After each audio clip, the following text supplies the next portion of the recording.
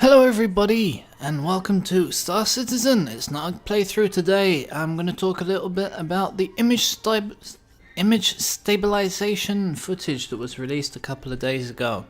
Well, it seems that when it was released, a lot of people were thinking it's about the first-person shooter in Olisar, which is quite surprising to say the least.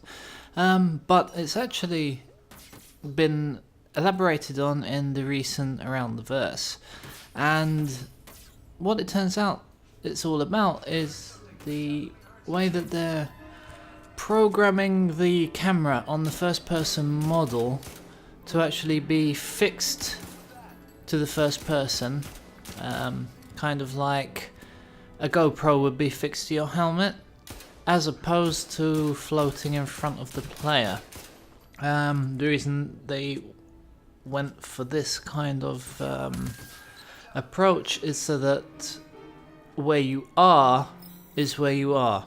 They said in that some other games you would think maybe you're in cover and then you get shot, or you may use it to your advantage by poking out from being undercover, whereas the game thinks you're still undercover and you can't be shot but you can shoot everyone else. So they wanted to make sure that where you are is exactly where you are, so that's quite good. Now, the way they went about implementing it ended up being a lot more work than they thought, because in real life our eyes kind of adjust for our body moving about and our head bobbing about. There is obviously some movement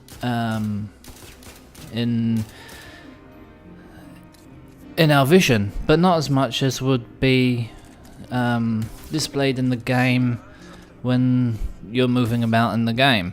And they said that if you put a GoPro on someone's head, that's exactly what happens. I mean, you've seen GoPro stuff when there's someone on a bike or whatnot. It's all over the place, and obviously it tends to make you a lot quite motion sick or dizzy or things like that.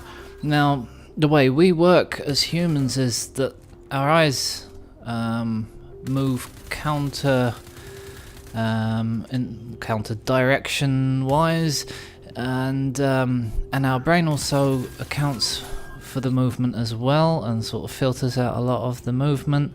And also, I think our ears have something to do with it as well, for the balance and stabilization, because once I had a type of ear infection and I got really dizzy just by having the ear infection, because I was seeing everything moving around kind of like blurry and bouncing all around, so that's probably something to do with it as well.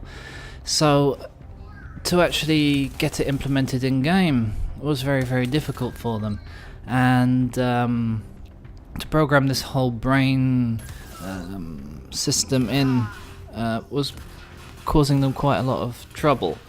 But then they had a breakthrough when they realized that birds actually keep their head still. They use their neck to stabilize their vision, so their bodies move around but their head kind of stays in one place. You can think of it a bit like a gyroscope. So they went for this kind of approach where the head would be kind of on a gyroscope, and that's all what that whole footage was really about, the head on a gyroscope. So yeah, they've enlightened us. I was quite impressed with it, not just the way it looked. Maybe it was a bit too smooth for my liking, but yeah, it's very smooth. And I mean, obviously you have to make it smoother because our brain isn't accounting for it, so the least little bad movement, you get jittery images and it makes people feel dizzy. So obviously you want it more smooth than less smooth, but I think what they've done is quite a good job. How it will come across looking when you're next to someone whose head isn't moving as their body is, we'll have to see how that looks. Maybe it will look unnatural, but I don't think the amounts it would be moving would be too noticeable to make it feel uncomfortable as as it would to have the head bobbing around with the camera feeling uncomfortable. So I think what they've come up with is quite a good solution. So anyway, yeah, I've got the footage running in the background, and let me know what you think in the comments. And I know it's been a lot of work for them, and there's been a bit of an outcry that maybe they should have gone on other routes and they would have been much further in the game. But I think in the long run, they'll have a system that works much better. And they said if they were only doing Squadron 42, they wouldn't have gone down this route. So it's obviously because of the multiplayer aspect, and yeah, in my opinion, it's more work, but if they have the budget for it and you can get a better end result, I think it's worth doing. And yeah, so that's what my opinions are. And let me know what you think in the comments. So thanks for watching. I've been Spanky. This has been a little update, and as usual, bye bye.